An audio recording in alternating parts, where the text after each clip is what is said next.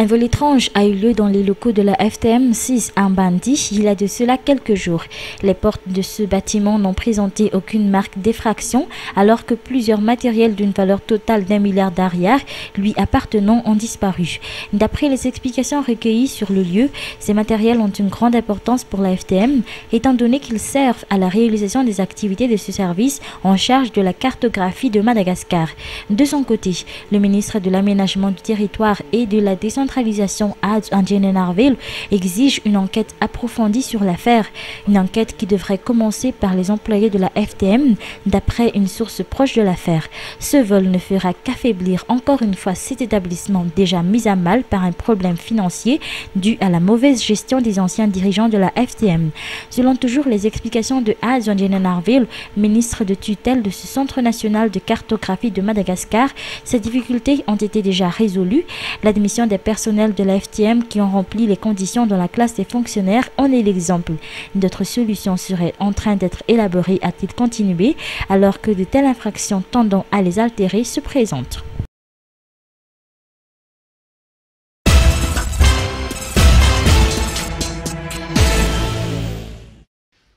Le tout nouveau centre de presse malgache, situé dans l'enceinte du WWF à Antsakavir, vient d'être inauguré ce matin.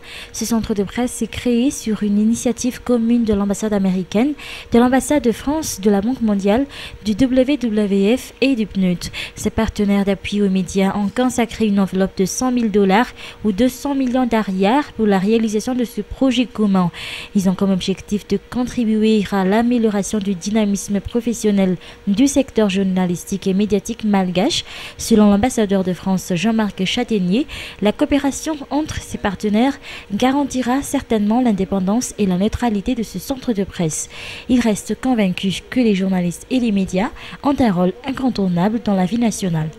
Ce parrainage, ce triple parrainage, c'est un peu, je pense, une garantie d'indépendance et de neutralité de ce centre.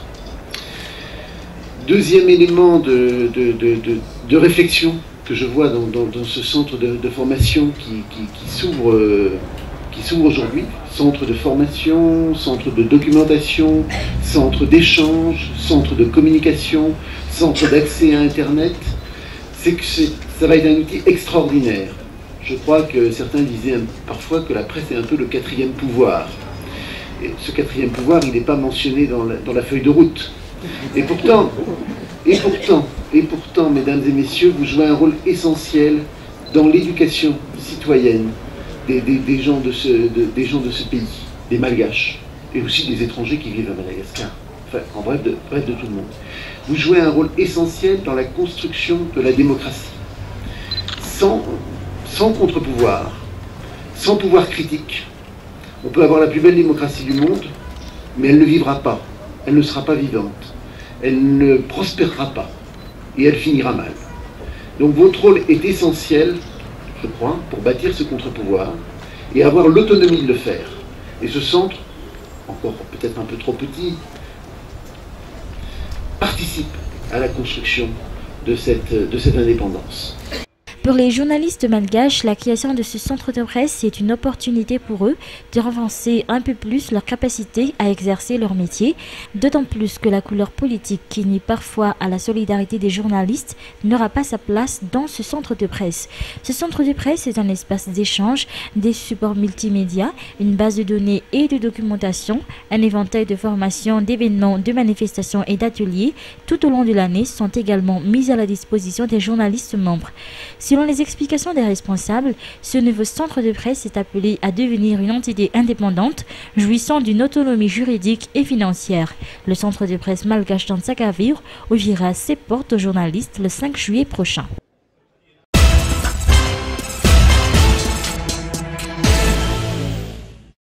Une caméra furtive, une image volée, il est 8h50, voici la descente d'avion tant attendue de Stéphane Taponnier et Hervé Guéquier.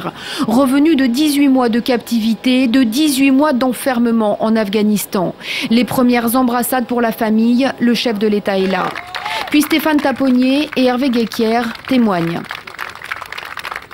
On va très bien mentalement. On s'était dit au début déjà qu'il fallait garder le moral. Garder le moral, c'était le plus important.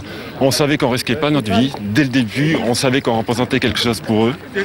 Et donc, tout ce qu'on attendait, c'était notre libération. On savait que ça pouvait prendre du temps.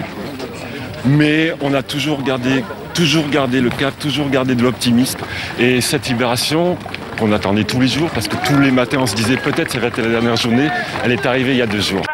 Pendant ces 550 jours, les 2 journalistes ont parfois été séparés, parfois ont pu affronter ensemble l'horreur de l'enfermement. Ils se trouvaient dans la province de Kapisa, au nord-est de Kaboul. Quelques nouvelles leur parvenaient bien grâce à la radio, mais les journées sont effroyablement longues. Hervé Guéquière a écrit pour évacuer, les talibans ont confisqué ses lettres. Ils affirment n'avoir jamais été frappés, n'avoir jamais été enchaînés. À plusieurs reprises, ils ont espéré et même cru à leur libération, mais c'est en arrivant enfin à l'ambassade de France qu'ils ont compris. Le moment dont on a parlé, rêvé, sublimé, déliré sur l'ambassade de France. Moi, les ambassades de France, franchement, d'habitude, c'est pas mon truc. Mais alors là, l'ambassade de France de Kaboul, c'est certainement l'ambassade dont j'ai le plus rêvé de ma vie, quoi. Aujourd'hui, les 2 confrères et compères doivent se remettre, évacuer le stress et l'angoisse. Stéphane Taponnier dit avoir faim de vie. Pas une fois ils n'ont remis en cause leur profession et leur choix. C'est Cannes.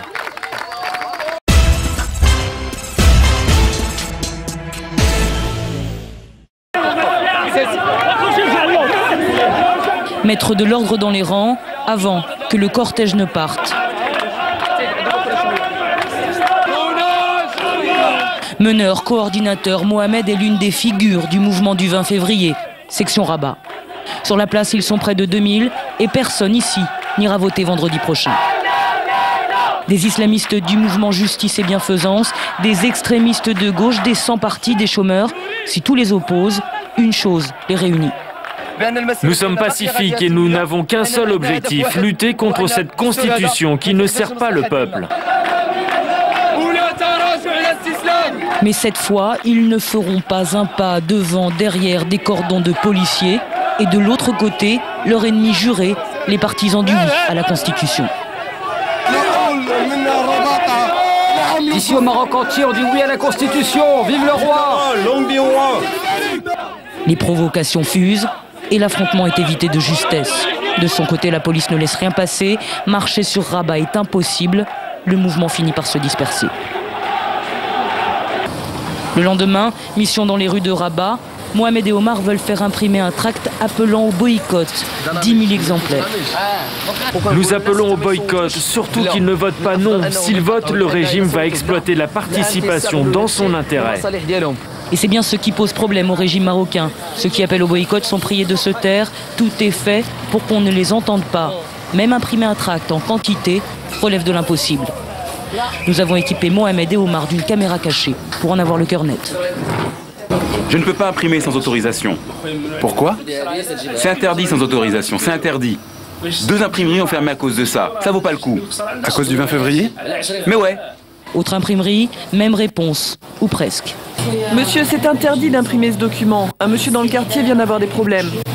Pas de tract aujourd'hui, pas de marche hier. Leur campagne s'avère difficile et pourtant il ne reste que très peu de temps avant le scrutin. Dans leur local, une assemblée générale pour agir fort et vite. Il y a urgence là, on ne sait même pas si les tracts seront prêts. Après des heures de débat, une manifestation est calée à l'arraché. Les actions coups de poing, c'est tout ce qu'il leur reste pour faire entendre leur voix.